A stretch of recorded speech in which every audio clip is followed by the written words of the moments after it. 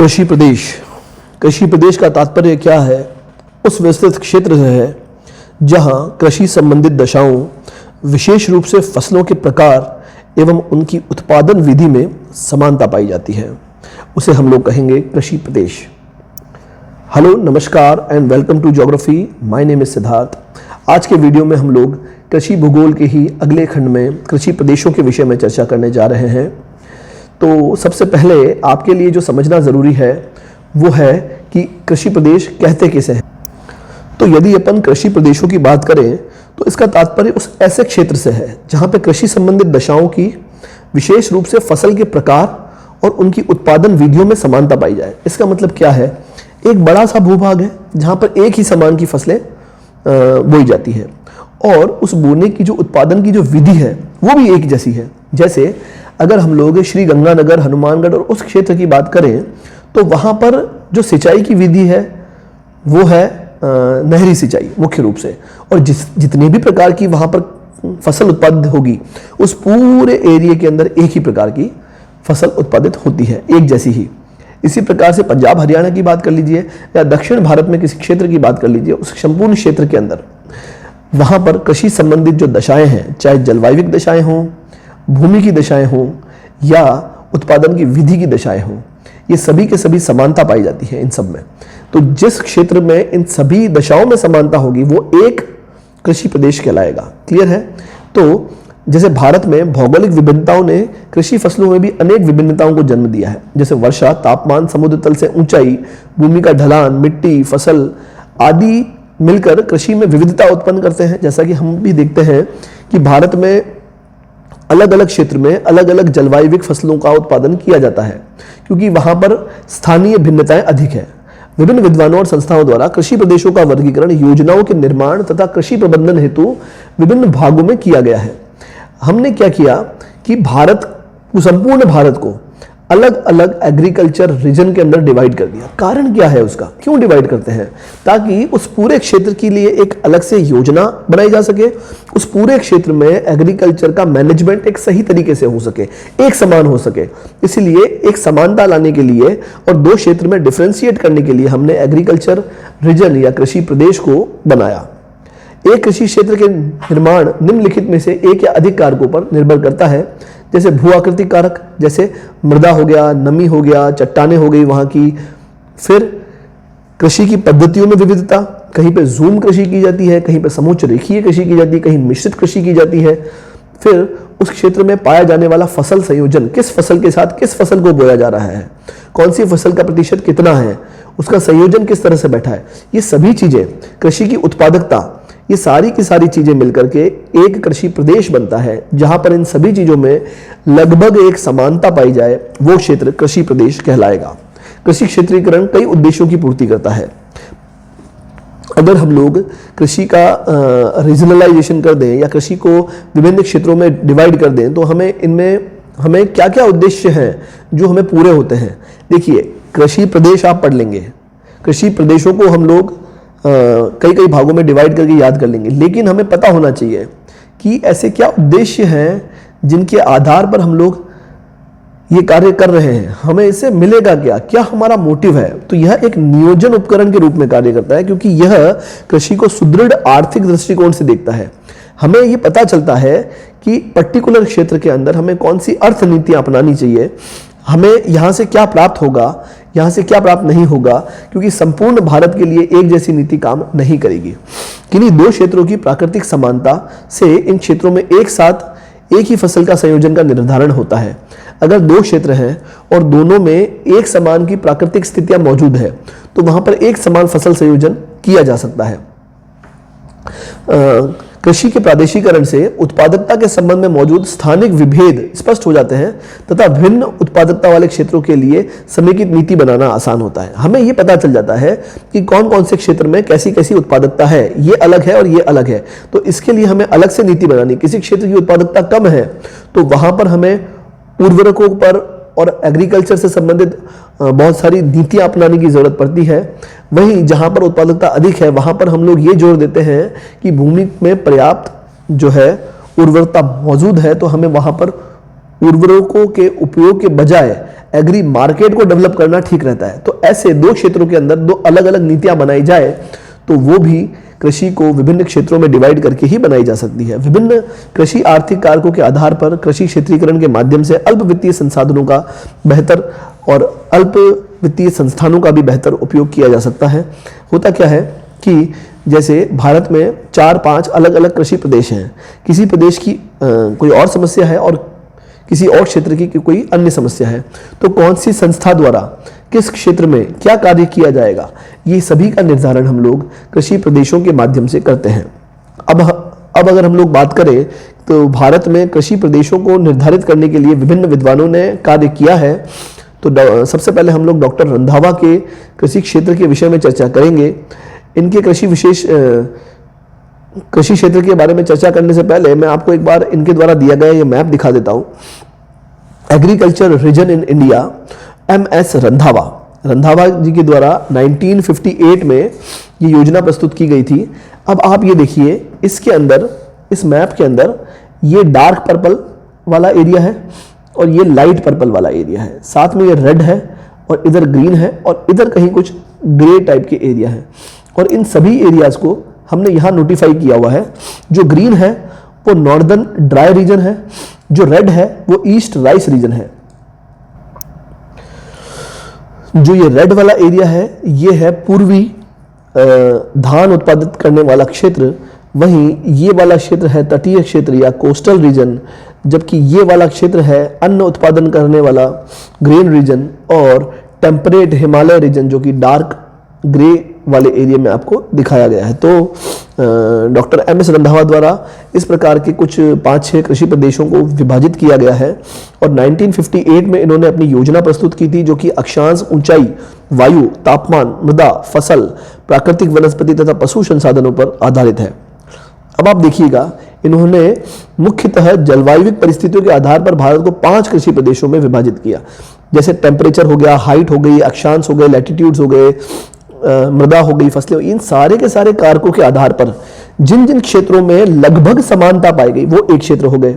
जैसे for example मैं आपको बताऊं कि जैसे ऊंचाई, अक्षांश, वायु, तापमान, मृदा, फसल, इन सब के आधार पर इस क्षेत्र के अंदर लगभग समानता पाई गई। इस क्षेत्र के अंदर एक प्रकार की समानता पाई गई, मतलब एक समान फसलें बोई जाती रही होगी, एक समान का भूमि क्षेत्र पाया जाता रहा होगा, एक समान इन्होंने फसल को उत्पादन करने का तरीका अपनाया हुआ है। ये क्षेत्र एक अलग क्षेत्र के रूप में इस तरह से भारत को विभिन्न क्षेत्रों के रूप में बांटा गया है। पहले बात करेंगे शीतोष्ण हिमालय क्षेत्र की, फिर इसके भी हम लोग 2 हिस्से करते हैं। एक तो पूर्वी आर्द्र हिमालय, वो ये वाला क्षेत्र है, एक पश्चिमी शुष्क हिमालय, जो कि ये वाला क्षेत्र के रूप में जाना जाता है। तो सबसे पहले हम लोग बात करते हैं शीतोष्ण हिमालय क्षेत्र की, the temperate Himalaya region. Temperate का मतलब होता है शीतोष्ण, और इस क्षेत्र के पुनः 2 उपविभाग किए जाते हैं। पहला है आर्द्र पूर्वी हिमालय, जो कि नॉर्थ ईस्ट जो स्टेट्स हैं वहां पर है। ये आर्द्र क्यों है? क्योंकि यहाँ पर वर्षा ज्यादा होती है, बंगाल की खाड़ी और ये वाला जो मानसून है यहाँ फंसने से यहाँ पे ज्यादा वर्षा करता है। तो इसके अंतर्गत सिक्किम आएगा, अरुणाचल आएगा और पूर्वांचल की पहाड़ियां सम्मिलित है। एक उच्च वर्षा वाला क्षेत्र होने के कारण यह क्षेत्र घने वनों से आच्छादित है और निम्न भूमियों पर चावल तथा ढालों पर चाय उगाई जाती है। क्लियर बात है, वर्षा अधिक है, पानी अधिक है। ढाल वाले क्षेत्रों में तो चाय की उत्पत्ति की जाती है, क्योंकि चाय के अंदर पानी रुकना नहीं चाहिए, बह जाना चाहिए, जबकि नीचे वाले क्षेत्रों में चावल उत्पादित किया जाता है, जहां पर पानी टिका रहे, बना रहे। पश्चिमी हिमालय वाले क्षेत्रों की बात करें, द वेस्टर्न टेम्परेट हिमालय, इसके अंतर्गत उत्तराखंड की कुमायूं हिमालय, हिमाचल हिमालय और जम्मू एवं कश्मीर के क्षेत्र सम्मिलित हैं। इस क्षेत्र की घाटियों की एक श्रृंखला तथा मध्यम वर्षा के लिए पहचाना जाता है। यहाँ पर आप देखिएगा 2 हिमालय के बीच में कई प्रकार की घाटियां पाई जाती है। आप देखेंगे दून घाटी, द्वार घाटी, फूलों की घाटी। तो एक तो ये इसकी विशेषता है, दूसरी यहाँ पर वर्षा बहुत अधिक नहीं है, एक्सट्रीम रेनफॉल नहीं होता है, मध्यम वर्षा होती है। अब यहाँ पर चावल कहाँ का उत्पादन होता है? तो कश्मीर में, कांगड़ा में, कुल्लू में, इन घाटियों के अंदर चावल, और ढाल वाले जो क्षेत्र है वहां पर सेब, अखरोट, सेब मतलब एप्पल, अखरोट, चेरी, बादाम, बागानी फसलों के साथ साथ आलू और मक्का भी यहाँ पर उपजाया जाता है। साथ ही ढालों पर पशुचारण की गतिविधियां की जाती है।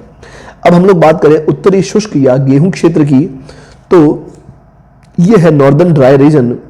जो ये ग्रीन वाला एरिया आपको दिख रहा है, मध्य प्रदेश का क्षेत्र, उत्तर प्रदेश का पश्चिमी क्षेत्र, राजस्थान, हरियाणा और पंजाब का जो क्षेत्र है, इसको डॉक्टर एम.एस. रंधावा ने उत्तरी शुष्क या गेहूं क्षेत्र के नाम से नोटिफाई किया है। इस क्षेत्र में पंजाब, हरियाणा, उत्तर प्रदेश, उत्तरी गुजरात, पश्चिमी मध्य प्रदेश और राजस्थान सम्मिलित है। इस क्षेत्र में लगभग 75 सेंटीमीटर की वर्षा होती है या इससे कम वर्षा होती है तथा यहाँ पर शीत ऋतु ठंडी, एक्सट्रीम ठंडी और ग्रीष्म ऋतु गर्म और शुष्क पाई जाती है। नहरों द्वारा और कुओं द्वारा यहाँ पर विशेष रूप से सिंचाई की जाएगी और फसलों में गेहूं, जौ, दाल, मक्का, ज्वार, बाजरा आदि यहाँ पर उपजाई जाती है। कपास यहाँ की एक महत्वपूर्ण व्यावसायिक फसल है। फसलों को जब आप डिवाइड करते हैं तो उसमें खाद्यान्न फसलें अलग होती है, व्यावसायिक फसलें अलग होती है और तिलहन फसलें अलग होती है। तिलहन तो वो फसलें जिनसे तेल निकाला जाता है, जैसे तिल हो गया, मूंगफली हो गया, ये सभी के सभी तिलहन फसलों में आएगी। वहीं जब हम लोग व्यावसायिक फसलों की बात करेंगे तो जिनसे नगदी प्राप्त होती है, जैसे कि कपास हो गया, गन्ना हो गया, तंबाकू हो गया। वहीं जब खाद्यान्न फसलों की बात करेंगे तो धान, गेहूं, दाल, ये सारी की सारी वो फसलें हैं जो खाने के रूप में प्राप्त की जाती है। अगर हम लोग बात करें पूर्वी नम या चावल प्रदेश की, the eastern west and rice region की, तो ये रेड वाला जो एरिया है, जिन्होंने रेड वाले एरिया को जो नोटिफाई किया हुआ है, इस क्षेत्र की हम लोग बात कर रहे हैं। इसमें आप देखिएगा ये उड़ीसा का क्षेत्र, यहाँ पर छत्तीसगढ़ का क्षेत्र, बिहार, झारखंड और पूर्वोत्तर के कुछ राज्य इसमें सम्मिलित हैं। वहीं पूर्वी उत्तर प्रदेश और पूर्वी मध्य प्रदेश भी इस क्षेत्र के अंदर सम्मिलित किया जाता है। तो इसके अंदर कौन कौन से क्षेत्र हैं ये सब हमने देख लिया है। वहीं इसके साथ साथ ग्रीष्म काल के दौरान के मानसून के दौरान इस क्षेत्र में लगभग 100 सेंटीमीटर से अधिक वर्षा होती है और चावल यहाँ की मुख्य फसल है। साथ में ज्वार, बाजरा एवं रागी जैसी शुष्क फसलों को भी यहाँ पर शुष्क मौसमों में उपजाया जाता है। क्लियर बात है। अब हम लोग बात करेंगे पश्चिमी नम क्षेत्र की। ये बेसिकली आप लोग इसे इस कोस्टल रीजन के अंदर वाले क्षेत्र को आप ले सकते हैं। पश्चिमी नम क्षेत्र के अंदर अगर हम लोग बात करें तो इसके अंदर केरल, कर्नाटका के पश्चिमी तटीय मैदानों एवं पश्चिमी घाट सम्मिलित है। ये पश्चिमी घाट नम क्षेत्र क्यों है? तो आप देखिएगा घाट वाला एरिया समुद्र के सामने है और बाकी का एरिया इसकी ऊंचाई पर है। तो जब वर्षा वाले जो बादल हैं जो नमी लेकर के आते हैं वो इस घाट क्षेत्र के अंदर, मतलब इसके और इसके साथ वाले क्षेत्र के अंदर सबसे ज्यादा वर्षा करते हैं। तो ये अपेक्षाकृत भारत में नम क्षेत्रों में आता है। तो यह क्षेत्र उच्च वर्षापात तथा लेटेराइट एवं जलोढ़ मिट्टी वाला क्षेत्र है।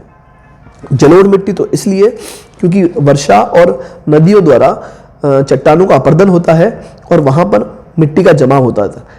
लेटेराइट मिट्टी इसलिए यहाँ पे क्योंकि यहाँ पे शुष्क और आर्द्र जलवायु जो है क्रम से आती है, अल्टरनेटिव आती है, तो वहां की मृदा लेटेराइट के रूप में निर्मित होती है।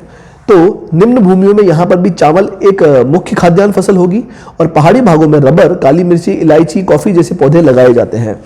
बेसिकली ये वो पौधे हैं जो हमेशा ऊंचाई पर और ढाल वाले क्षेत्रों में लगाए जाएंगे, जहां पर अच्छा खासा टेम्परेचर प्राप्त हो जाए, पानी प्राप्त हो जाए परंतु पानी इकट्ठा नहीं रहे और ढाल से नीचे उतर जाए।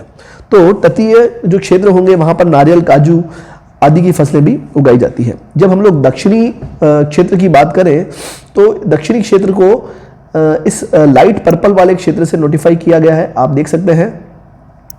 तो दक्षिणी क्षेत्र के अंदर इस क्षेत्र में प्रायद्वीपीय पठार तथा गंगा के मैदान के दक्षिणी भाग का विस्तृत भूभाग शामिल है, जिसमें हमने देखा कि गुजरात, आंध्रा, महाराष्ट्र, कर्नाटका, तमिलनाडु ये सारे के सारे क्षेत्र इसमें शामिल होते हैं। तो यहाँ पर वर्षा लगभग 100 सेंटीमीटर अथवा उससे थोड़ी सी कम ज्यादा हो सकती है तथा यहाँ पर लाल, लेटेराइट और काली मिट्टियां पाई जाती है। इस क्षेत्र में सिंचाई की सुविधा सीमित है। ज्वार, बाजरा, मूंगफली, दालें, कपास आदि इस क्षेत्र में उपजाई जाने वाली मुख्य फसलें हैं। चावल दक्षिणी भाग की तथा गेहूं उत्तरी भाग की प्रमुख खाद्यान्न फसल मानी जाती है। जहां पर अच्छे सिंचित क्षेत्र हैं वहां पर गन्ना एक महत्वपूर्ण नकदी फसल के रूप में प्राप्त होता है। तो जो डॉक्टर रंधावा हैं उनके द्वारा ये माना गया है कि भारत में ये 5 क्षेत्र हैं जहां पर लगभग एक समान का एग्रीकल्चर होता है, एक समान फसल का उत्पादन होता है, एक समान जलवायुविक और भौमिक दशाएं पाई जाती है। ये है डॉक्टर रंधावा के एग्रीकल्चर रीजन, एग्रीकल्चर क्षेत्र। ये वीडियो हम लोग इसे ज्यादा लंबा नहीं बनाते हैं और नेक्स्ट वीडियो में हम लोग बात करेंगे पी सेन गुप्ता और जी.एस. नायक का कृषि क्षेत्र। मिलते हैं नेक्स्ट वीडियो में। आप लोग इन सबको मैपिंग के साथ पढ़िएगा, पता होना चाहिए भारत में कौन कौन से क्षेत्र में कौन कौन से राज्य हैं, कौन कौन से जिले हैं, कौन कौन से क्षेत्र हैं, किस किस नाम से जाना जाता है, भौगोलिक रूप से भारत के अंदर तटीय क्षेत्र कौन कौन से हैं, मालाबार का तट किसे कहते हैं, कोंकण का तट किसे कहेंगे, ये सारी की सारी चीज़ें मैपिंग के थ्रू आपको पता होनी चाहिए, चीज़ें थोड़ी आसान हो जाती है। मिलते हैं नेक्स्ट वीडियो में। Thank you very much.